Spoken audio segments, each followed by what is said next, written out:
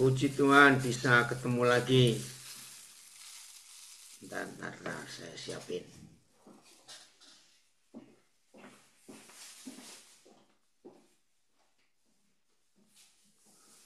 Oke, sebentar ya. Saya pikir ada pujiannya. Yuk. Oke. Bentar.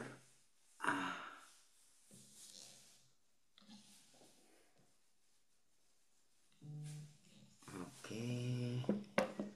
Saya atur dulu. This has been connected. Iya.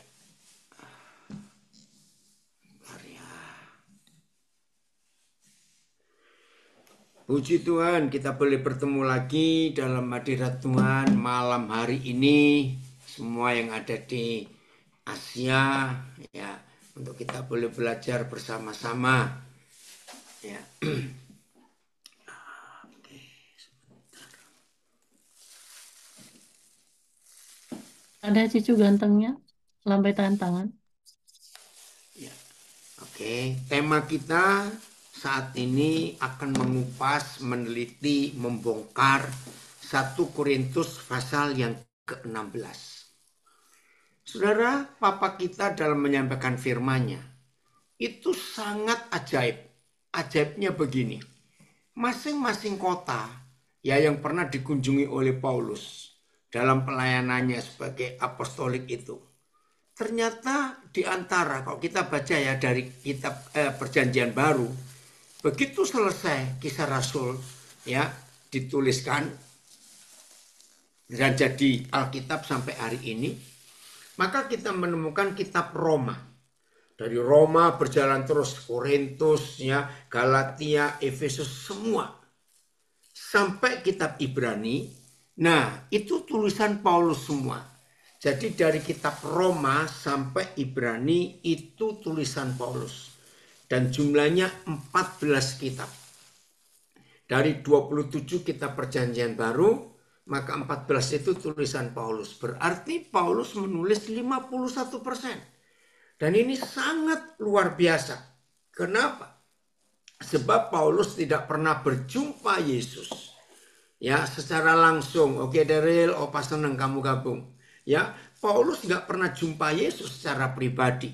Bahkan kita tahu sebelum dia diganti namanya jadi Paulus, itu seorang anggota Sanhedrin, anggota imam-imam besar, ahli Taurat yang sangat kejam terhadap kekristenan. Nah, ternyata Tuhan merubah hidupnya luar biasa. Bayangkan, Petrus yang bersama-sama Tuhan Yesus sejak awal. Dia hanya menulis 2 kitab. Itu pun 1 Petrus dan 2 Petrus. Nah, ini yang luar biasa. Kenapa Paulus bisa menuliskan 14 kitab? Dan dari 14 kitab yang dia tulis dalam ilham dan kuasa urapan Roh Kudus, 90% lebih yang Paulus tuliskan di 14 kitab itu belum pernah atau tidak pernah diajarkan, disampaikan oleh Tuhan Yesus selama di dunia ini. Nah, itu pertanyaan penting. Dari mana Paulus bisa tahu, dapat rahasia-rahasia tentang karunia roh, buah roh, tentang tubuh Kristus, tentang gereja, tentang mempelai Kristus. Kalau kita baca surat-suratnya, itu yang sangat hebat. Maka kita ketemu jawabannya di Yohanes 16 ayat 13. Coba kita lihat dulu ayat ini ya, sebelum kita membongkar 1 Korintus 16. Nah, ini perbedaannya. Yohanes 16 ayat ke-13. Maafkan saya kalau saya harus mengatakan kalimat ini dengan penemuan bagaimana Paulus dipakai Tuhan luar biasa tanpa pernah berjumpa Tuhan Yesus. Dan kita tahu Tuhan Yesus gak pernah dirikan sekolah Alkitab setelah dia naik ke surga. Tuhan Yesus pun gak pernah meninggalkan buku yang bisa dibaca, gak ada. Lalu dari mana Paulus bisa mendapatkan rahasia firman? Nah, gara-gara penemuan ini, saudara, izinkan saya berkata, saya menolak istilah teologi. Karena istilah teologi itu tidak pernah berasal dari hati dan pikiran Tuhan.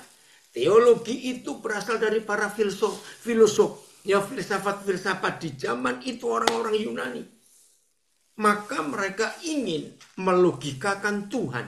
Sehingga ada kata teologi.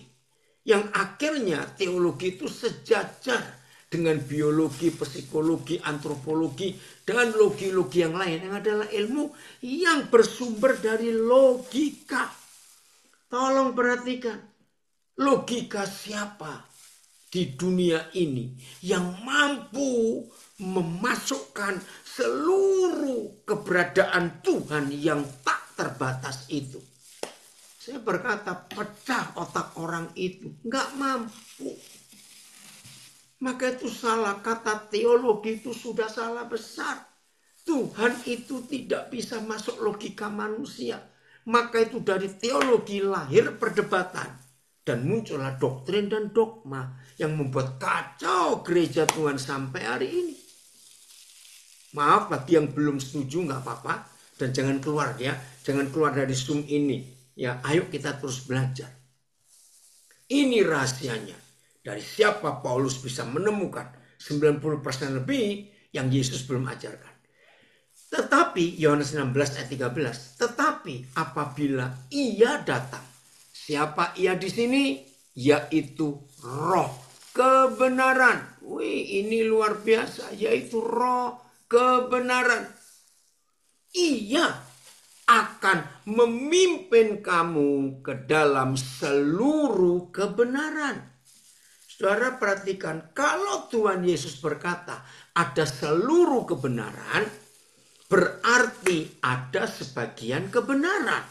Jelas ya, karena ada seluruh kebenaran. Nah, apa itu sebagian kebenaran? Dogma atau doktrin. Itu sebagian kebenaran. Maka itu doktrin gak pernah lengkap. Karena itu dari logika manusia. Catat itu baik-baik. Dari mana kita tahu Paulus hebat? Lihat kalimat berikut. Sebab. Perhatikan. Sebab. Roh kebenaran itu tidak akan berkata-kata dari dirinya sendiri. Teologi itu berasal dari logika si penemu doktrin. Tapi kalau Roh Kudus tidak berkata dari dirinya sendiri. Lihat, lalu dari mana? Tetapi segala sesuatu, berarti lengkap. Segala firman, seluruh kebenaran tadi. Tetapi segala sesuatu yang didengarnya, dengar dari siapa? Dari Bapa. Sang kebenaran itu. Itulah yang akan dikatakannya. Dan ia, roh kebenaran itu, akan memberitakan kepadamu hal-hal yang akan datang. Bukan peramal ya. Bedakan ini. Wih, ini luar biasa, saudara. Roh Kudus itu yang diikuti Paulus. Coba TSI-nya, Filipus. TSI-nya ya. Namun ketika roh kebenaran itu datang, dialah yang akan menuntun kalian supaya mengerti segala ajaran yang benar. Karena ia tidak akan berbicara dari dirinya sendiri. Tapi kalau doktrin, teologi itu berasal dari diri si penemu. Ini berbahaya sekali. Maka itu terjadi benturan. Dengar ya saudara. Sampai hari ini kita tidak akan menemukan doktrin gereja apa saja yang tidak berasal dari Alkitab. Saya tegaskan. Tidak ada doktrin gereja manapun yang tidak berasal dari Alkitab. Semua doktrin gereja, mau dari Katolik, mau Baptis, Advent, ya, Pentakosta, GBI, macam-macam itu semua berasal dari Alkitab. Tapi aneh, mengapa sumbernya satu, yaitu Alkitab? Kok bisa ujungnya pecah-pecah sampai kacau seperti hari-hari ini? Berarti itulah hasil buah pikir. Tahu kata buah pikir? Buah pikir itu logika. Maka itu nggak pernah bersatu logika itu. Maaf ya saudara. Berani memaksa orang Katolik untuk masuk gereja Pantekosta, bisa perang itu. Berani paksa orang Reform yang merasa paling hebat itu pindah ke Katolik, perang juga. Orang Advent gak akan mau pindah ke Baptis. Orang Baptis gak akan mau masuk ke Protestan. Ribut mereka. Tapi ini firman-Nya. Roh kebenaran itu akan menuntun gereja kepada segala kebenaran. Seluruh kebenaran. Ini hebat sekali. Maka itu ayo kita perhatikan. Guru hebat kita yaitu Roh Kudus. Yohanes 17 ayat 3. Ini satu-satunya definisi tentang hidup yang kekal. Yang selama ini konsep hidup kekal. Itu kita lihat dalam konsep doktrin. Jadi nggak ketemu. Tapi kalau kita lihat Alkitab.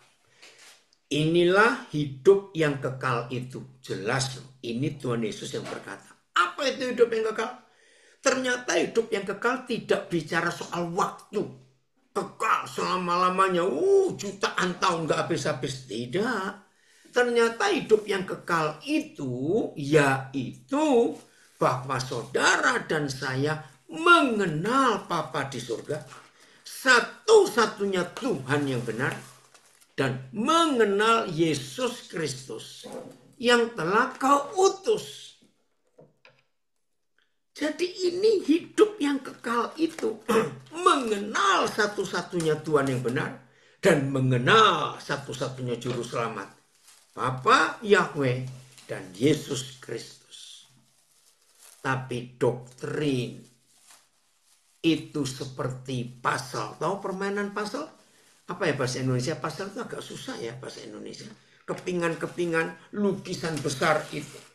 Nah, doktrin itu cuma satu bagian dari ribuan kepingan puzzle itu.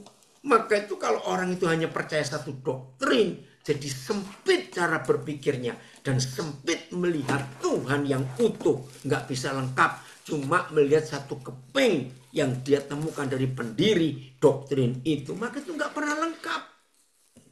Karena nggak bisa mengenal Tuhan yang benar. Satu-satunya. Itulah Bapa di surga. Dan tidak bisa mengenal Yesus Kristus. Satu-satunya juru selamat. Maka terjadi perpecahan. Nah tapi Roh Kudus luar biasa. Ayat 8. Yohanes 17 ayat 8. Lihat ini saudara. Ini luar biasa. Lego. Bukan Lego. Ya. Kalau Lego itu. Maaf.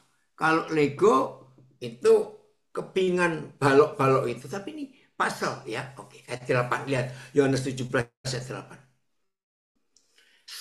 Sebab segala firman yang engkau sampaikan kepadaku.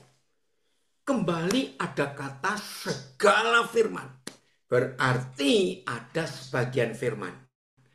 Nah sebagian firman itulah doktrin. Sebab segala firman yang telah kau sampaikan kepadaku. Telah ku sampaikan kepada mereka. Kepada dunia ini. Kepada murid-muridnya. Kepada kita. Dan dunia ini telah menerima segala firman itu.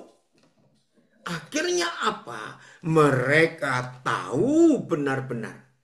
Sayang waktu saya nggak bisa bahas kalimat pendek ini. Ternyata antara benar-benar tahu. Dan tahu benar-benar. Itu beda. Keren ya. Setelah dunia menerima segala firman yang Yesus sampaikan. Dan Tuhan Yesus dapat segala firman itu dari Bapa Sang Firman itu. Maka dunia tahu benar-benar. Tahu tentang apa? Tahu bahwa Yesus itu datang dari Bapa.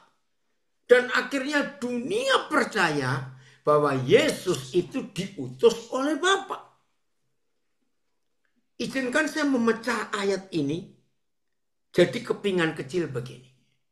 Ketika hamba Tuhan penginjil datang ke suatu tempat dan membawa doktrin,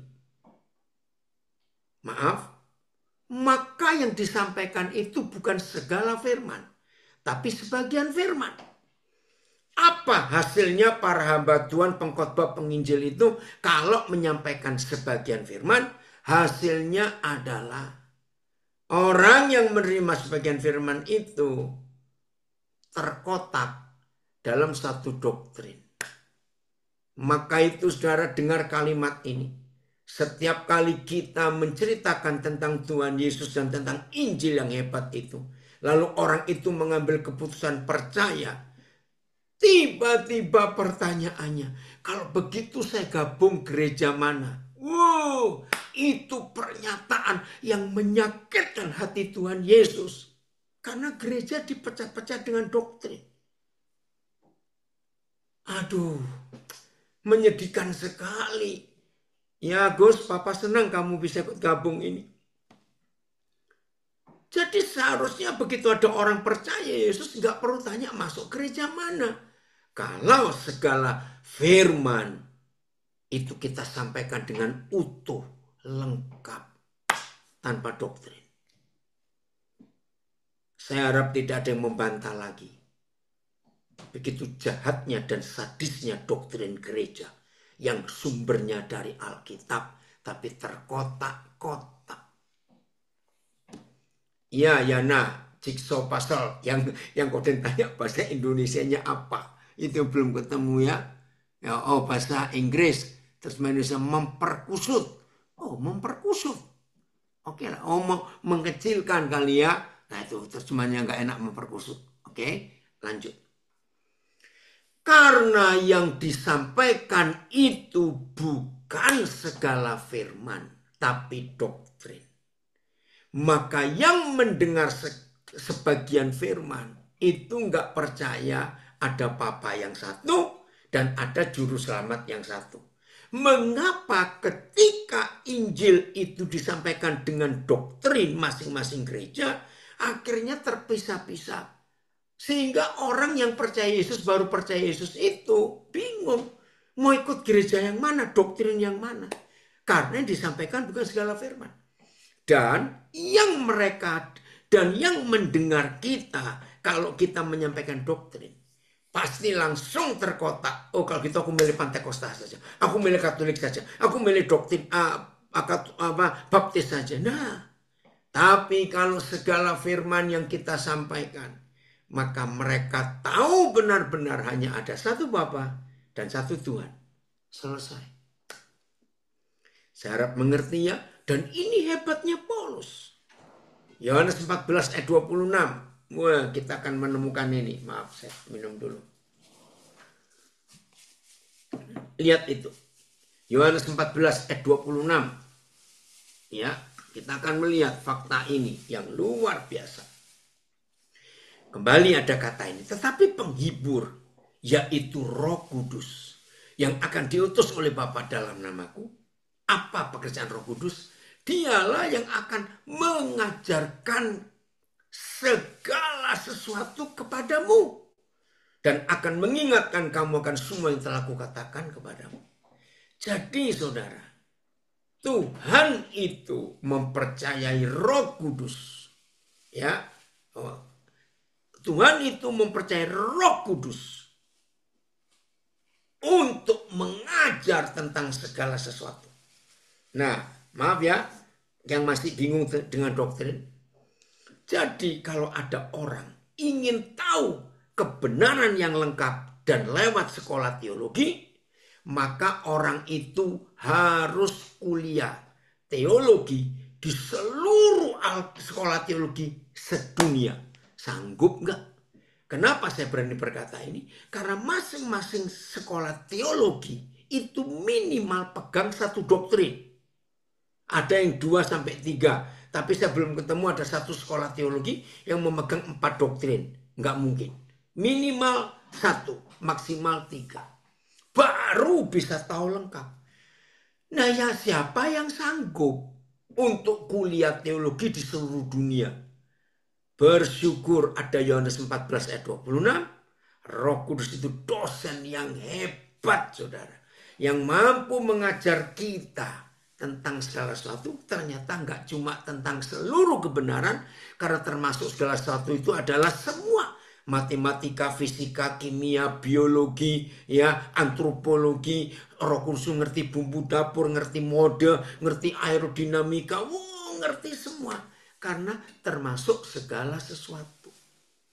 Dan bersyukurnya kuliah di kampusnya Roh Kudus itu gratis. Haleluya. Nggak perlu masuk kampus karena tiap hari 24 jam dia siap ngajar, 7 hari seminggu. Hebat. Nah, ini yang dialami oleh Paulus. Satu lagi sebelum kita masuk ke 1 Korintus 16. Yohanes 16. Ya, nggak perlu. Ada yang tanya, apakah masih perlu sekolah teologi? Nggak perlu. Karena mencetak doktrin. Ngeri, saudara. Oke ya, sudah nggak usah ngomong sekolah teologi. Belajar bersama Roh Kudus.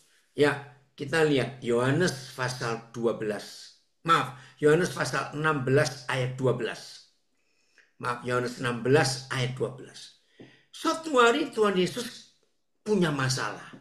Masalahnya fatal, saudara. Ini jam-jam terakhir Tuhan Yesus berjumpa murid-muridnya sebelum dia ditangkap di Getsemani, diadili dengan tidak adil, disiksa, dan besoknya dia dibunuh. Nah, ini jam-jam terakhir. Saya nggak tahu, 3 jam, 4 jam, saya nggak tahu. Dia berkata begini, Yohanes 16 ayat 12. Masih banyak hal yang harus kukatakan kepadamu. Tetapi sekarang kamu belum dapat menanggungnya. AYT. Masih banyak hal yang ingin aku katakan kepadamu. Tetapi kamu tidak dapat menanggungnya sekarang. PS-nya. Masih banyak hal yang ingin. Masih banyak hal. Banyak lagi yang mau kukatakan kepadamu. Namun sekarang ini kalian belum sanggup menerimanya. TSI-nya. Masih banyak hal yang ingin aku sampaikan kepada kalian. Tetapi kalian tidak sanggup menerimanya sekarang ini. Saudara, Yohanes 16 di ayat ini sudah malam. Ya, sudah malam. Sudah selesai makan malam yang terakhir. Perjamuan makan malam, last supper. Dan besok Tuhan Yesus harus disalibkan. Tapi masih banyak pelajaran yang dia belum sampaikan semua. Bayangkan, kuliah cuma 3,5 tahun. Berarti itu baru 7 semester. Tapi tugasnya ke seluruh dunia. Yang gak selesai. Betul gak saudara? Ya tidak selesai.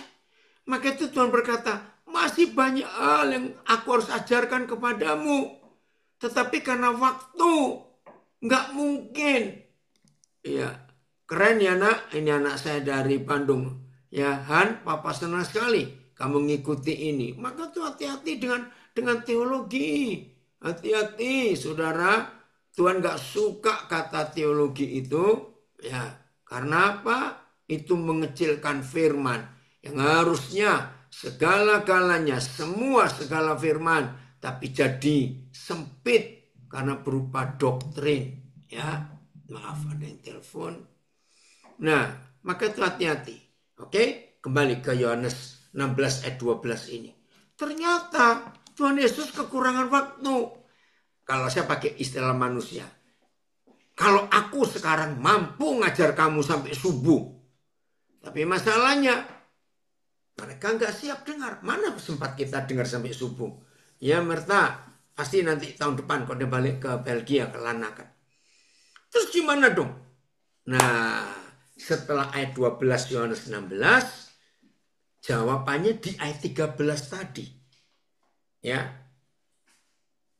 Coba Filipus tuliskan satu terjemahan saja supaya bacanya itu enak. Coba ya, Yohanes 16. Nah, satu terjemahan aja supaya kita terjemahan baru supaya kita bisa ngelihatnya enak.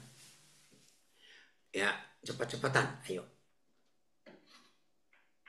Ya, masih banyak hal yang harus kukatakan kepadamu. Tetapi sekarang kamu belum dapat menanggungnya. Tetapi, nah ini jawabannya. Apabila Roh Kudus itu datang, jadi sepeninggal Tuhan Yesus yang kekurangan waktu untuk mengajar. Puji Tuhan ada Roh Kudus. Woi, orang hebat dari Amerika, Martin Surnadi. Senang nak, Papa senang kamu ikut belajar. Ya. Tetapi apa apabila Roh Kudus, Johan semangatnya Mona, rajin dengar firman. Itu tugasnya. Jadi masalah yang dihadapi Tuhan Yesus selesai karena ada Roh Kudus. Nah, setelah kita baca sekian ayat yang pertama ini, maka kita ketemu jawabannya. Dari mana Paulus bisa menemukan 90% lebih rahasia firman yang Tuhan Yesus belum sampaikan dan dia tulis menjadi 14 kitab di Perjanjian Baru? Jawabannya karena Roh Kudus yang ditaati oleh Paulus. Haleluya. Maka itu saudara, kalau kita mau hidup dipimpin, diajar, dikuasai, ditaklukkan oleh Roh Kudus, hidup ini luar biasa. Oh, ada satu ayat lagi tentang Paulus ini hebat. Kisah Rasul 20 ayat 22. Cepat. Kisah Rasul 20 ayat 22. Ini loh hebatnya Paulus, saudara, mau ditaklukkan oleh Roh Kudus. Haleluya. 20 ayat 22. Ya. Oi, Ramon Mangi, senang sekali Papa kamu ikut belajar. Amin ya. Amin. Tetapi sekarang Kisah Rasul 20-22. Sebagai tawanan roh. Nah, saya ambil kata tawanan roh. AYT, diikat oleh roh. Naik lagi, terjemahan lama, terikat di dalam roh. BIS, ya. Mentaati perintah roh. TSI, wajib menaati roh. Naik lagi, MLT, lihatlah karena dibelenggu oleh roh. Selebir sekarang ke Yerusalem karena aku harus mengikuti kehendak Roh Tuhan. AVB mentaati perintah Roh Kudus. Naik lagi Filipus. Ini loh, kita harus belajar hidup seperti Paulus. Sebab Roh Tuhan menyuruh saya pergi ke sana. Ya, WBTC sekarang untuk menuruti Roh. VMD menuruti Roh. Ya, semuanya sama, mentaati Roh. Saudara perhatikan. Jadi supaya saudara terbebas dari doktrin-doktrin, KSKK didorong oleh Roh Kudus. TMV mentaati perintah Roh.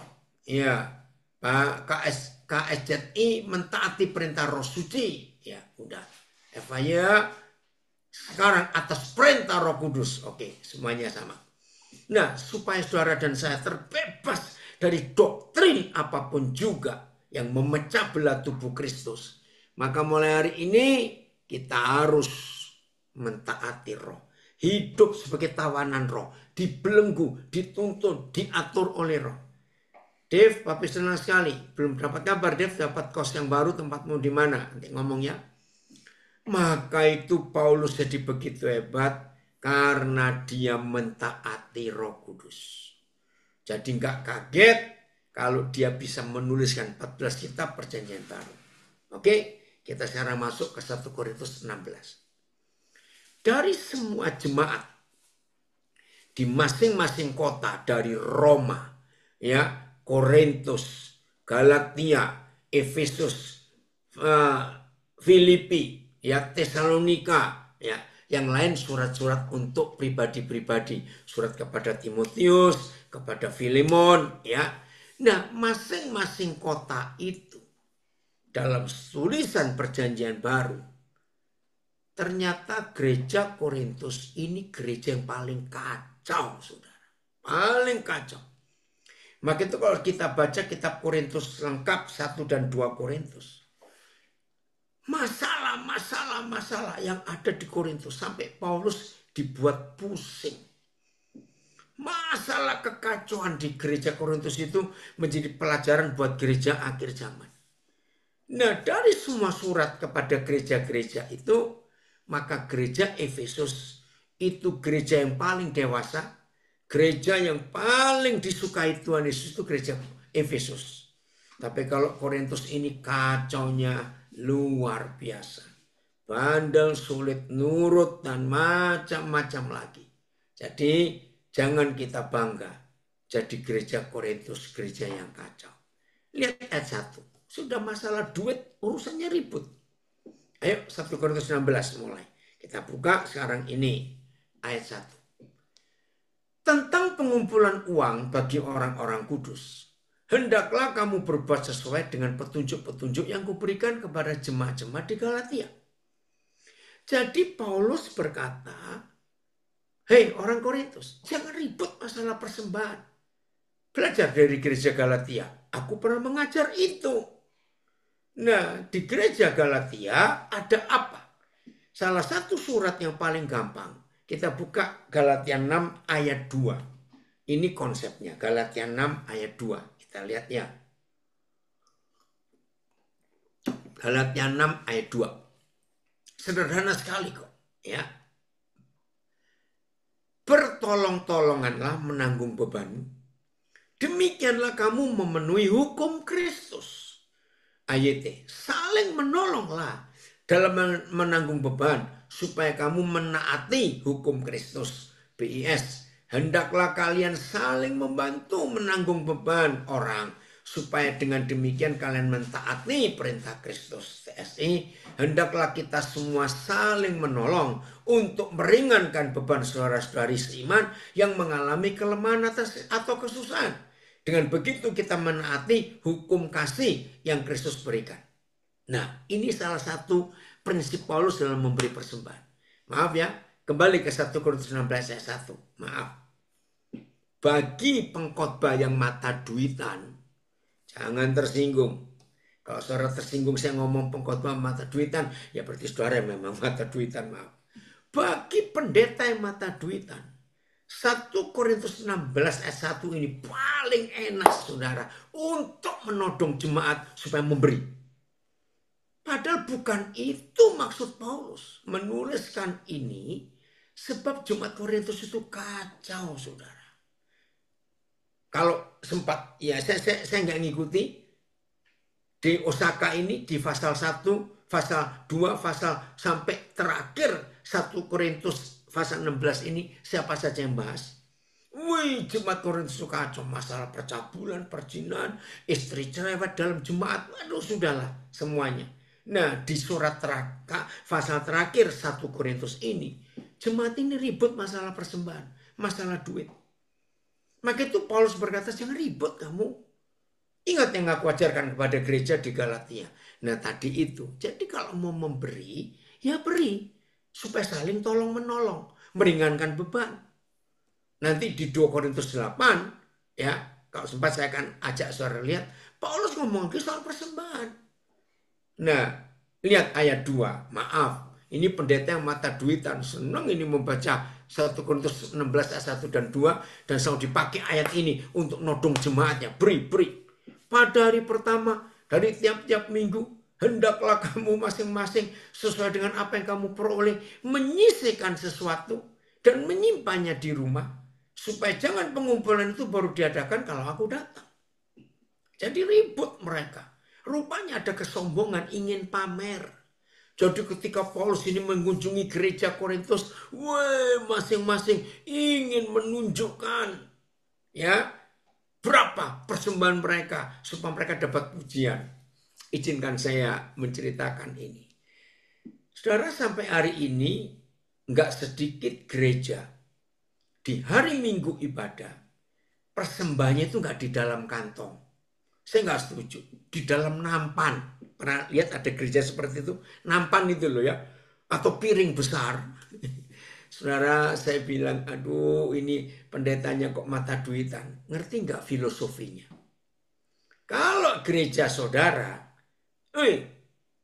Amang si ringo-ringo, apa kabar ini Mas Din? Sudah lama apa nggak dengar kamu nak?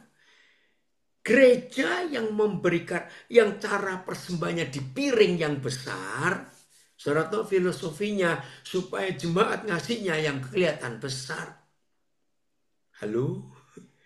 Kalau di gereja itu tempat persembahannya piring yang besar, maka jemaat yang memberi Rp1.000, Rp2.000 malu dong. Betul enggak? Nah, itu filosofi yang enggak baik. Ngapain? Juga kalau pakai kantong, lihat itu. Maaf ya, jangan tersinggung ya. Karena saya pernah jadi gembala, jadi saya tahu. Kalau pakai kantong persembahan, Maka kalau persembahannya uang kecil, maafkan saya, itu diremet-remet saudara. Sampai kelihatan nggak kelihatan waktu masukkan. Tapi kalau yang memberi uang warna merah, yang 100 ribuan, nggak dilipet-lipet sengaja dikewer-kewer begitu, supaya orang lihat maaf. Nah, jadi maksud Tuhan lewat Paulus menuliskan ayat 1 dan 2 di 1 Korintus 16 ini bukan tentang uangnya. Woi Max, Papa senang sekali kamu ikut belajar firman. Mujizat terjadi untuk lukamu itu nak. Mujizat terjadi. Jadi yang Tuhan tuh minta tuh motivasi memberi itu untuk apa? Kan Paulus menjelaskan seperti yang aku tuliskan kepada gereja di Galatia. Dan kita sudah membaca Galatia 6 ayat 2. Bahwa kalau kita memberi itu untuk menolong. Bukan untuk pamer. Jadi kalau saudara nggak memberi juga nggak apa-apa. Tuhan nggak butuh uang kita kok. Tuhan lihat hati kita. Maka itu hamba-hamba Tuhan jangan menyalahgunakan 2 ayat pertama di 1 Korintus 16 ini untuk menodong jemaat memberi di hari yang pertama, di minggu itu. Jangan. Udahlah, yang memberi silakan beri.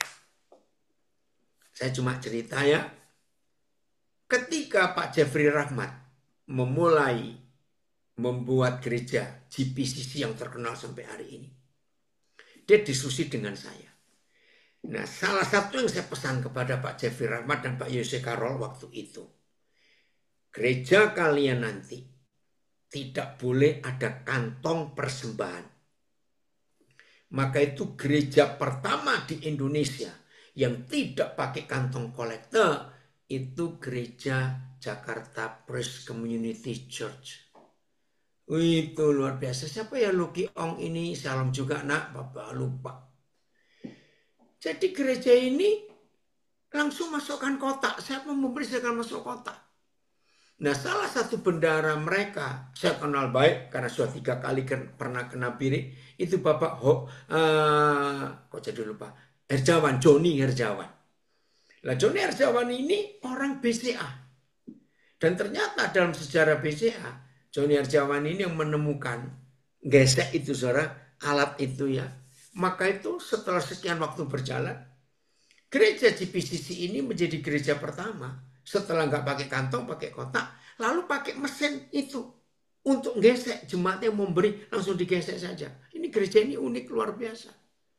Nah ternyata gereja yang nggak pernah ditodong oleh gembalanya, oleh majelisnya, pakai kantong, pakai piring, itu jauh lebih, jemaatnya lebih memberi lebih banyak loh saudara. Maka itu ayo kita perhatikan itu baik-baik ya. Maka kita melihat betapa hebatnya Tuhan. Ya, nggak pernah menodong kita dalam hal duit, tapi rela. Ayat 3, Filipus, ayat 3, 1 Korintus 16, ayat 3. Sesudah aku tiba, aku akan mengutus orang-orang yang kamu anggap layak dengan surat ke Yerusalem untuk menyampaikan pemberian. Jadi waktu itu jemaat di Yerusalem ada masalah keuangan. Mereka kesulitan. Cuma nggak disebut apa kesulitannya.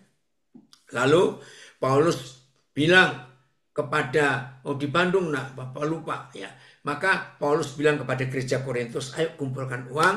Lalu kita utus orang yang kita percaya untuk bawa persembahan itu ke Yerusalem. Saudara luar biasa Tuhan kita ini ya. Nah jauh loh saudara dari Korintus ke Yerusalem itu lihat. Korintus itu ada di Yunani. Ya, ini ada di Israel. Jauh sekali. Maka itu diutus ya. Terus ayat 4. Kalau ternyata penting, aku juga pergi. Maka mereka akan pergi bersama-sama dengan aku. Jadi Paulus mempertimbangkan. Kalau itu memang penting, ya udah aku juga ikut berangkat membawa persembahan itu. Luar biasa. Maaf, saya harus mengatakan kepada hamba-hamba Tuhan, maaf, yang hobinya yang konsep pikirannya agamawi, bahwa hamba Tuhan pun itu wajib diberi, hari ini belajar dari Paulus. Malah Paulus yang ngantar persembahan itu. Maafkan saya, kalau zaman sekarang rata-rata, enggak semua ya, enggak semua, jangan tersinggung. Kalau ada hamba Tuhan dititipin uang persembahan untuk dikirim ke jemaat di kota lain, ini Pak, saya istilahkan di luar negeri loh. Korintus itu Yunani, Yerusalem itu Israel, kan luar negeri jauh. Maaf, biasanya otomatis ada ongkosnya. Maaf loh saudara. Nah Paulus enggak. Dia nawarkan diri, biar aku yang pergi juga. Kalau memang dirasa penting. Wah, ini luar biasa saudara. Hebatnya Tuhan. Inilah konsep. Uang itu harus hati-hati dalam kehidupan kita. Supaya kita harus tahu. Ya, ayo untuk akrab dengan Tuhan itu nggak perlu belajar teologi. Malah nggak akrab, ayo. Maaf ya saya ngomong. Karena teologi itu hasil buah pikiran orang. Makin kita terpisah-pisah dengan doktrin. Belajar langsung dari Roh Kudus itu lebih hebat. Oke ya. Jadi Paulus ini luar biasa. Ayat 5. Ayat 5. Ayat 5. Mari kita lihat ini. Ya. Aku akan datang kepadamu sesudah aku melintasi Makedonia. Makedonia itu perbatasan antara Eropa dan Asia. Sebab aku akan melintasi Makedonia. Dan di Korintus mungkin aku akan tinggal beberapa lamanya dengan kamu. Atau mungkin aku akan tinggal selama musim dingin. Sehingga kamu dapat menolong aku untuk melanjutkan perjalananku. Luar biasa Paulus. Ya, kalau musim dingin di daerah Eropa, saudara, apalagi kalau winternya ganas sekali. Sulit melakukan perjalanan. Jadi Paulus mau tinggal lebih lama di Korintus. Ya, sehingga jemaat Korintus bisa membantu menolong dia apa yang diperlukan untuk perjalanan.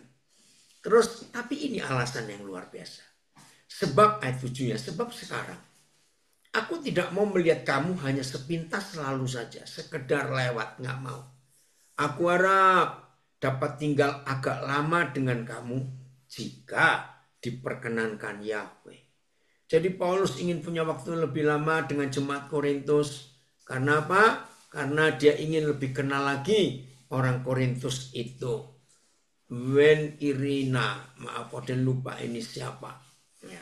Jadi ada fellowship, ada persekutuan yang akrab antara Paulus dengan jemaat Korintus. Dan ini sungguh luar biasa. Ya, jelas ya, Chris, senang sekali Bapak kamu hadir. Ayat 8, nah ada masalah. Tetapi aku akan tinggal di Efesus sampai hari raya Pentakosta. Nah, saudara, Efesus itu di Turki. Dekat dengan Makedonia, enggak jauh dengan Makedonia Efesus itu ya. Sebab di Efesus, kata Paulus, banyak kesempatan bagiku untuk mengerjakan pekerjaan yang besar dan penting. Sekalipun ada banyak penentang. Nah, saudara, 7 gereja yang disurati oleh Roh Kudus di kitab Wahyu pasal 2 dan pasal 3 itu adanya di Turki sekarang ini. Nah, dari 7 gereja itu, Efesus ini kota yang paling metropolitan, kota yang paling ramai, kota yang paling banyak perdagangan. Maka itu Paulus mau tinggal lebih lama di sana karena ada pekerjaan besar dan penting. Tapi ada banyak penentang.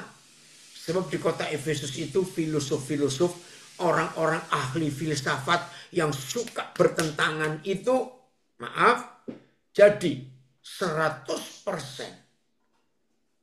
sumber gereja zaman itu mendirikan sekolah teologi karena mereka ingin mengimbangi filosof-filosof, ahli-ahli filsafat yang ada di Yunani.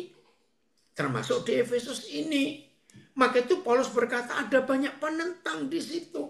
Siapa penentangnya? Ya orang-orang beragama. para filosof-filosof yang merasa hikmat filsafatnya itu. Maka itu di kitab Efesus saudara baca, Paulus menentang filsafat-filsafat itu, filosof-filosof itu. Nah ini hati-hatinya. Jadi 100% semua teologi itu berasal dari buah pikiran, buah logika orang-orang Yunani, orang-orang Efesus ini. Ada banyak penentang, tapi Paulus tetap ada di situ untuk jadi berkat. Ya, banyak pekerjaan penting yang besar yang dia ada di situ. Ayat 10 kita lihat, ayat 10. Jika Timotius datang kepadamu, wah ini murid kesayangan Paulus ini.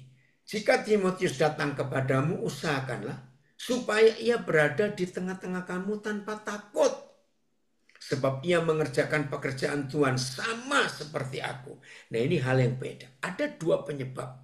Kenapa Paulus berkata kepada orang Korintus supaya Timotius nggak takut kalau di tengah-tengah kamu? Alasan pertama, Timotius ini masih muda, sangat muda. Nah dia takut menghadapi orang Korintus yang sok pintar, sok hebat, ahli fikir, filsafatnya luar biasa. Dia takut. Tapi Paulus mendorong Timotius, jangan takut nak. Ya, maka itu Paulus meyakinkan, ia akan mengerjakan pekerjaan Tuhan sama seperti aku. Jadi Timotius ini wakilnya Paulus. Dengan kata lain, hei gereja Korintus, jangan kau menganggap remeh anakku ini untuk datang kepadamu. Jangan anggap remeh. Ya dia sama seperti aku. Ini hebatnya Paulus karena jemaat Korintus itu mengerikan sekali cara mereka berpikir itu. Oke? Jadi jangan takut. Ya. Ayat 11. Jadi janganlah ada orang yang menganggapnya rendah. Tetapi tolonglah dia. Supaya ia melanjutkan perjalanannya dengan selamat. Agar ia datang kembali kepadaku. Sebab aku di sini menunggu kedatangannya. Bersama-sama dengan saudara-saudara yang lain. Menganggap rendah. Izinkan saya cerita tentang Indonesia sedikit. Saudara, sampai kemarin, saya nggak tahu hari ini belum sempat ngikutin berita. Wakil presiden kita masih diejek, masih direndahkan, masih dianggap remeh. Karena anak muda tahu apa, maaf ya, ternyata wakil presiden kita sekarang ini hebat sekali kiprahnya. Nggak bisa direndahkan. Kita bersyukur kepada Tuhan. Walaupun sampai sekarang masih banyak penentang. Saudara ingat loh, ya, pilkada 27 kemarin. Kembali saya katakan ada tangan Tuhan yang luar biasa di Indonesia. Supaya nggak ada yang lebih sombong. Nggak ada yang lebih hebat daripada Tuhan. Tuhan sayang Indonesia luar biasa. Bersyukur untuk itu. Maaf, bagi saudara yang belum bisa melihat Indonesia dari kacamata Tuhan. Saya beritahu, lihatlah Indonesia dari kacamata Tuhan. Dari pemilu 14 Februari sampai pilkada 27 November. Lihat dari kacamata Tuhan. Ada yang hebat di Indonesia yang Tuhan sedang kerjakan. Supaya saudara tahu bagaimana melihat Indonesia. Jadi Paulus ini sangat membutuhkan Timotius. Ya, dalam sejarah gereja perjanjian baru, Timotius adalah hamba Tuhan, gembala, rasul yang termuda. Ternyata dia takut ke Korintus. Karena lihat modelnya orang Korintus yang seperti itu. Ayat berikut, ayat berapa tadi ya Paulus? Filipus, lupa apa? Ayat berapa itu? Oh, ayat 12 ya. Nah, tentang saudara Apolos. Nah, ini muridnya Paulus lagi. Salah satu murid Paulus namanya Apolos. Tentang saudara Apolos. Telah berulang-ulang aku mendesaknya untuk bersama-sama dengan saudara-saudara lain mengunjungi kamu. Tetapi ia sama sekali tidak mau datang sekarang. Kalau ada kesempatan baik nanti ia akan datang. Apolos saja takut ke gereja Korintus. Karena orangnya masih duniawi. Masih pakai logika. Aduh repot sekali. Tapi Paulus ini mentor yang hebat. Ya, kakak pembimbing yang hebat. Mendorong murid-muridnya untuk berani. Supaya belajar juga di gereja Korintus. Walaupun aneh-aneh orangnya itu. Ayat 13. Berjaga-jagalah. Berdirilah dengan teguh dalam iman. Bersikaplah sebagai laki-laki dan tetap kuat. Nah, ayat ini pertama ditujukan kepada Timotius dan Apolos. Karena mereka ketakutan menghadapi orang-orang Korintus itu yang duniawi sekali. Nah, saudara, tapi ini bukan cuma untuk kita. Ya, yang perempuan jangan tersinggung loh kalau dikatakan bersikaplah sebagai laki-laki. Coba ayat 13 kita lihat beberapa terjemahan.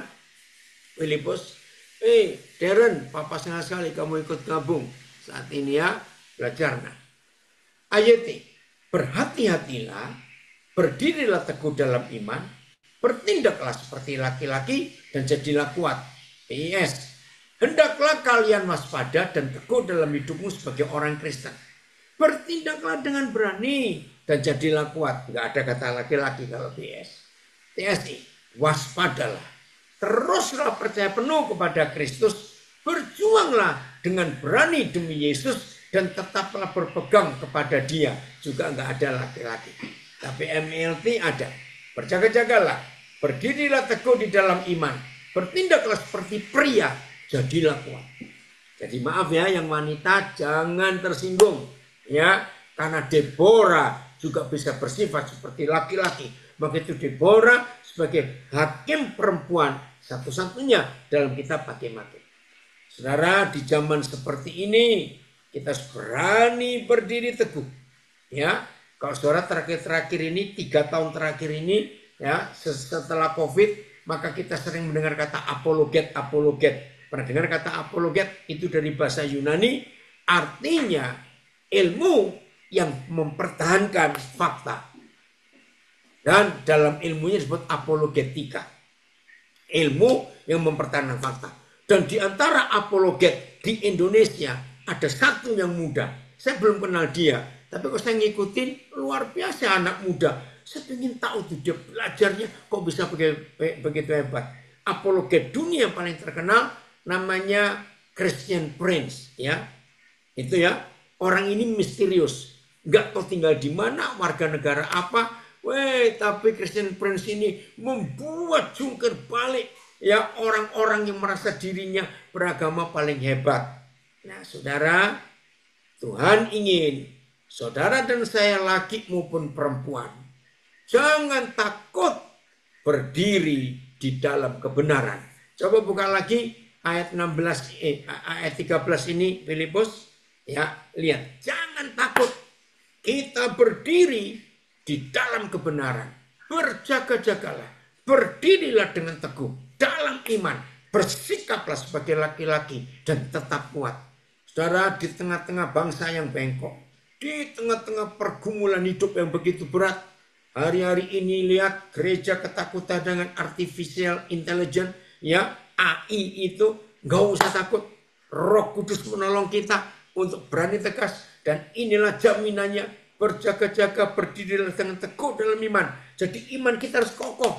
Iman yang kokoh bukan dari filsafat, bukan dari teologi, bukan dari doktrin. Iman yang kokoh itu karena segala kebenaran.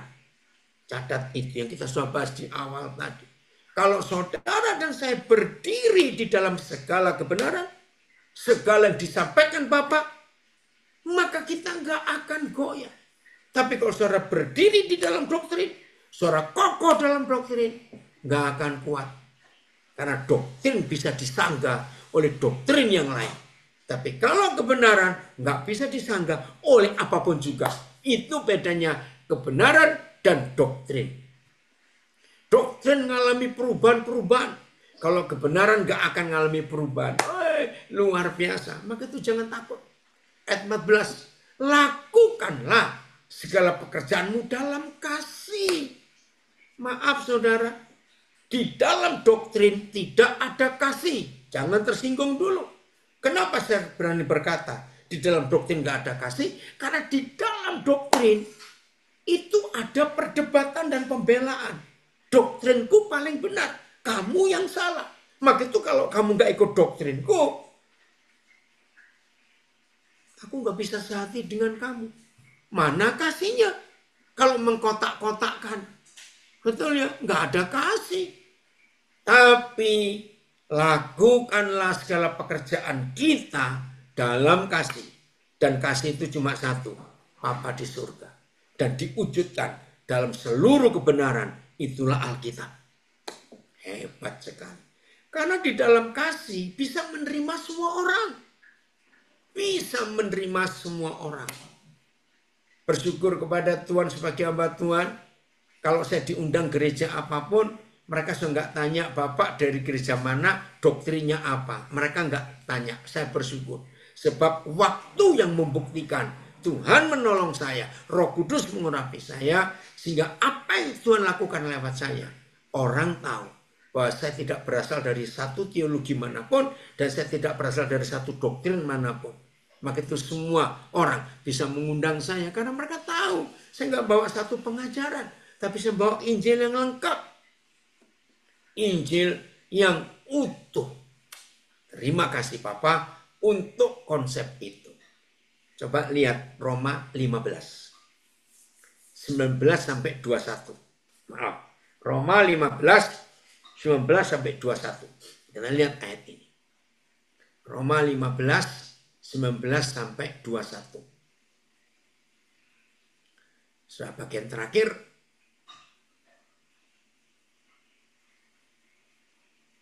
Oh. Oke, mulai 17. Maaf, mulai 17. Nah, inilah Injil yang benar itu. Jadi, tunggu. Mulai 16, maaf ya. Supaya lengkap, maaf, 16. Yaitu, aku boleh menjadi pelayan Kristus Yesus bagi bangsa-bangsa bukan Yahudi. Maaf. Penginjil yang pegang satu doktrin, hamba Tuhan yang kuat di dalam satu doktrin, tidak bisa disebut pelayan Kristus Yesus. Hamba Tuhan, penginjil yang pegang kuat satu doktrin, itu pantas disebut pelayan doktrin A, pelayan doktrin B. Maka itu lihat, orang-orang reform, ya, pasti kalau berkata menurut doktrin reform, orang-orang Pantekosta akan berkata menurut Pantekosta dan sebagainya. Itu nggak lengkap, saudara. Tetapi Paulus ini yaitu bahwa aku boleh menjadi pelayan Kristus Yesus bagi bangsa-bangsa bukan Yahudi. Dalam pelayanan pemberitaan Injil Tuhan. Bukan Injil doktrin A, B, C, D, dan seterusnya. Ya, bukan. Supaya bangsa-bangsa bukan Yahudi dapat diterima oleh Tuhan sebagai persembahan yang berkenan kepadanya, yang disucikan oleh Roh Kudus. Ya, nanti ayat 15, Oscar. Oke, ya ada yang bilang ini. Ya udah, saya baca ayat 15. Oh, ayat 15 1 Korintus 16 maksudnya, Oscar. Oke, nanti ya. Oke, lanjut dulu. Ayat 17, ya. Jadi, masih Roma 15 ayat 17. Jadi, dalam Kristus aku boleh bermegah tentang pelayananku bagi Tuhan. Maaf saudara, pelayan yang memegang doktrin, salah satu doktrin, itu nggak bisa bermegah di dalam Kristus. Tapi harus bermegah di dalam doktrin A yang dia ikuti. Ini bedanya. Maka itu kalau ada penginjil, ada hamba Tuhan pegang satu atau dua doktrin, akan sulit bersekutu dengan saudara penginjil lain dari doktrin yang berbeda. Karena begitu ketemu tanya, oh beda kita. Ya udah. Ini loh masalahnya saudara. Jadi dalam Kristus, saudara dan saya harus di dalam Kristus bermegah tentang pelayanan kita bagi Tuhan. Injil itu, betul ada komen dari Jogja. Karena hukum kasih menutupi banyak perkara. Di dalam doktrin sama sekali tidak ada kasih. Yang ada pemaksaan kehendak si empunya doktrin. Betul, makasih Jen. Ayat 18. Sebab aku tidak akan berani berkata-kata tentang sesuatu yang lain. Kecuali tentang apa yang telah dikerjakan Kristus olehku. yaitu untuk memimpin bangsa-bangsa lain kepada ketaatan oleh perkataan dan perbuatanku. Wih, ini motivasi dan model penginjilan yang hebat yang Tuhan katakan lewat Paulus. Saudara, maaf, orang yang berpegang kuat pada doktrin sulit mengatakan kalimat firman ini. Sebab orang yang pegang doktrin berkata, sebab aku harus berani berkata-kata tentang doktrin yang aku ikuti. Maka itu orang Katolik susah memberitakan Injil 100% dengan lengkap karena ada doktrin Katolik. Orang Advent juga begitu. Nggak bisa berani memberitakan Injil yang sempurna utuh. Karena ada doktrin Advent dan sebagainya, saudara. Kiranya Roh Kudus menerangi semua kita. Saya ulangi 18. Sebab aku tidak akan berani berkata-kata tentang sesuatu yang lain. Kecuali tentang apa yang telah dikerjakan Kristus olehku. Yaitu untuk memimpin bangsa-bangsa lain kepada ketaatan oleh perkataan perbuatan. Jadi nggak cuma khotbah. Tapi harus kelakuan kita sesuai Injil itu. Wah, amazing. Sangat terbuka. Ini dari Bandung ya. Sangat terbuka pikiranku sekarang. Gak bisa pegang satu atau dua doktrin. Yang ada jadi ribut kalau bahas doktrin. Betul. Pegang Injil yang utuh. Pegang Injil yang lengkap. Aduh, opa lupa ini nak. Siapa ini? Ever Cyril. Oke, maaf. Oleh apa? Lihat ayat 19. Oleh kuasa, tanda-tanda dan mujizat-mujizat yang dikerjakan oleh Roh. Begitu dahsyatnya keyakinan Paulus ini. Demikianlah dalam perjalanan keliling dari Yerusalem sampai ke Illyricum, aku telah memberitakan sepenuhnya Injil Kristus. Jadi kalau ada kata sepenuhnya Injil Kristus, berarti ada Injil yang tidak penuh. Apa Injil yang tidak penuh? Doktrin. Dipotong-potong jadi bagian kecil pasal tadi. Cuma sekeping-sekeping. Nggak lengkap. Coba lihat terjemahan lain. Yang ayat 19 ini ya. Baru selesai nanti ayat 21-nya. Melalui kuasa tanda-tanda ajaib dan mujizat-mujizat. Melalui kuasa Roh Tuhan. Sehingga dari kota Yerusalem dan sampai ke seluruh Illyricum. Aku sudah memenuhi pelayanan Injil Kristus. Langsung BIS, Pak ya, BIS. Yang disertai keajaiban-keajaiban dan hal-hal luar biasa. Semuanya itu oleh kuasa Roh Tuhan. Kabar baik tentang Kristus sudah saya beritakan seluruhnya kepada orang-orang mulai dari Yerusalem sampai Illyricum. Ya, TSI. Mereka menjadi taat kepada Tuhan karena Roh Kudus menunjukkan kuasanya melalui saya sehingga terjadi banyak keajaiban. Dan saya sudah menceritakan kabar baik tentang Kristus dengan lengkap. Mulai dari kota Yerusalem sampai ke daerah Illyricum. Injil yang utuh, Injil yang lengkap, Injil yang sepenuhnya. Jangan dipotong-potong. Hebat sekali. Terus ayat berapa ini? Masih Roma 15. Kembali ke satu terjemahan aja. Ayat 20 ya. Dan 21. Ya. Tunggu. Ya. Dan dalam pemberitaan itu, aku menganggap sebagai kehormatanku bahwa aku tidak melakukannya di tempat-tempat di mana nama Kristus telah dikenal orang. Supaya aku jangan membangun di atas dasar yang telah diletakkan orang lain. Saudara, ayat ini saya dapat kira-kira tahun 74 atau 75. Dan saya pegang sampai hari ini. Maka itu saya tidak pernah buka gereja yang di tempat itu sudah ada gereja yang berdiri. Entah alirannya apa, saya nggak pusing. Karena apa? Hamba Tuhan yang terhormat, penginjil yang terhormat, adalah hamba Tuhan dan penginjil yang tidak membangun di tempat yang sudah diberitakan nama Kristus.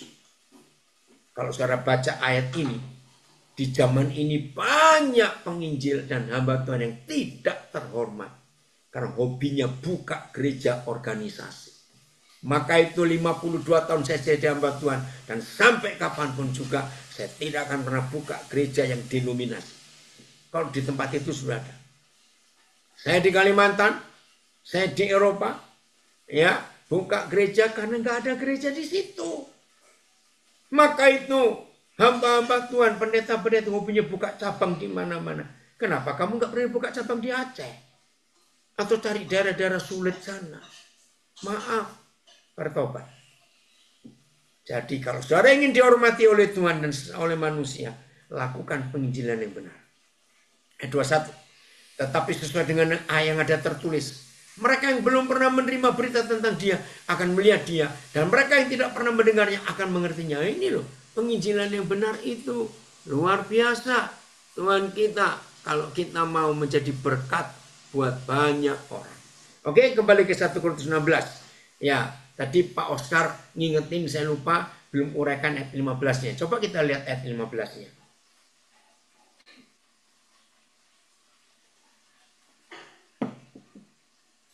Ini ayat 16 ya, pasal 16 ya. Ya 1 Korintus 16 ini. Oh bukan, 1 Korintus 16. Ayat yang ke-15. Elon, puji Tuhan kamu hadir. Aku akan datang kepadamu sesudah aku melintasi Makedonia, sebab aku akan melintasi Makedonia. Oh sudah tadi. Ya ini nggak diuraikan karena cuma ceritanya Paulus dia mau balik ke Makedonia. Oke, sekarang ayat yang keberapa? 1 Korintus 16. Terus ayat berapa tadi terakhir ya? Tadi 16 kok Den. Terus 15-nya kayaknya belum dibahas. Itu tadi ayat 5 yang Oh dibaca. 5, coba 15-nya. 15. Oh iya ya, oke. Maaf, terima kasih. Ya. Oh memang belum, tadi Koden sampai ayat 14 saja. Memang belum Oscar 15-nya, baru sekarang. Ada suatu permintaan lagi kepadamu saudara-saudara. Kamu tahu bahwa Stefanus dan keluarganya adalah orang-orang yang pertama-tama bertobat di Akaya. Ini provinsi, Akaya ini provinsi. Dan bahwa mereka telah mengabdikan diri kepada pelayanan orang-orang kudus. Artinya di semua tempat yang baru Injil diberitakan, sangat diperlukan keluarga-keluarga seperti Stefanus ini. Dan ini bukan Stefanus yang jadi martir pertama ya, bukan. Nah ini nanti kita akan ketemu ada suami istri namanya Aquila dan Priscilla. Nanti kita akan ketemu itu. Nah ini keluarga Stefanus ini luar biasa. Seperti Lydia, kontak person ya, orang kontak pertama kali Injil masuk Eropa. Kalau saudara lihat Kisah Rasul 16, maka Tuhan menyebut nama Lydia, seorang wanita pengusaha yang sangat kaya. Nah jadi ini kontaknya. Ternyata di provinsi Akaya Paulus sempat melayani keluarga Stefanus dan mereka jadi pusatnya Injil dan jadi sponsornya Injil. Nah di banyak kota dicari orang-orang seperti itu. Ayat 16. Karena itu taatilah orang-orang yang demikian seperti Stefanus dan setiap orang yang turut bekerja dan berjerih payah. Haleluya. Kita harus nurutin itu. Ini orang-orang yang hebat sekali. Dan diperlukan di banyak kota orang-orang seperti keluarga Stefanus itu. Ayat 17. Aku bergembira atas kedatangan Stefanus, Fortunatus, dan Akaikus. Akaikusnya. Ini nama-nama sulit. Karena mereka melengkapi apa yang masih kurang padamu. Ayo saudara-saudara, di mana saja, apalagi kita punya fasilitas, rumah besar, punya kendaraan, punya uang, punya apa saja. Ayo kita pakai fasilitas yang Tuhan berikan kepada kita untuk pemberitaan Injil, meluaskan kerajaan surga ada di mana-mana. Karena mereka menyegarkan rohku dan roh kamu. Hargailah orang-orang yang demikian. Hargai ya. Salam sekarang. Nah ini lihat. Naik lagi Filipus. Salam kepadamu dari jemaat-jemaat di Asia kecil. Aquila, Priscilla. Dan jemaat di rumah mereka menyampaikan berlimpah-limpah salam kepadamu. Saudara, inilah bukti bahwa sejak gereja perjanjian baru berdiri, Kisah Rasul 2, tidak ada gereja gedung. Semuanya di rumah, di rumah, di rumah, di rumah. Ya salam. Aquila, Priscilla ini suami istri yang hebat. Di Indonesia pernah ada suami istri menyebut dirinya Aquila dan Priscilla itu dari Bogor, sudah meninggal. Tahun 70-an saya ketemu, ya saya panggil om dan tante karena mereka orang hebat. Rumah mereka nggak pernah sepi, rumah mereka nggak pernah tertutup. Jam berapa penginjil datang, hamba Tuhan datang, orang minta pertolongan. Inilah orangnya. Jadi di Indonesia pernah ada suami istri yang menamakan diri Aquila dan Priscilla, dan sesuai nama mereka jadi berkat untuk Injil luar biasa. Salam kepadamu dari saudara semuanya. Sampaikanlah salam seorang kepada yang lain dengan cium kudus. Jangan disalahgunakan ini ya. Ayat 21. Dengan tanganku sendiri aku menulis ini. Salam dari Paulus. Nah, ayat 22 ini kita akan lihat dari beberapa terjemahan. Siapa yang tidak mengasihi Tuhan, terkutuklah ia. Maranatha. Dan inilah kata yang pertama disebut Maranatha. Ayat. Jika ada orang yang tidak mengasihi Tuhan, terkutuklah dia. Oh Tuhan, datanglah. Memang Maranatha itu artinya Tuhan segera datang. Ayatnya sudah PIS. Orang yang tidak mengasihi Tuhan biarlah ia terkutuk. Maranatha, Tuhan kami datanglah. TSI, biarlah semua orang yang tidak mengasihi penguasa, yang tidak mengasihi penguasa kita, Kristus Yesus, menerima hukuman berat daripadanya. Datanglah ya Tuhan Yesus. Jadi ayo, kalau kita sudah mempelajari 1 Korintus 16, kuncinya ayo semua kita mengasihi Tuhan Yesus. Arti mengasihi adalah mentaati. Arti mentaati adalah mengikuti semua perintah Tuhan. Haleluya. Yesus segera datang. Tuhan memberkati kita semuanya. Puji Tuhan untuk waktu yang manis yang Tuhan berikan kepada kita ini ya. Terus belajar firman, supaya Tuhan dipermuliakan dan Injil diberitakan kemana saja. Shalom, Tuhan memberkati.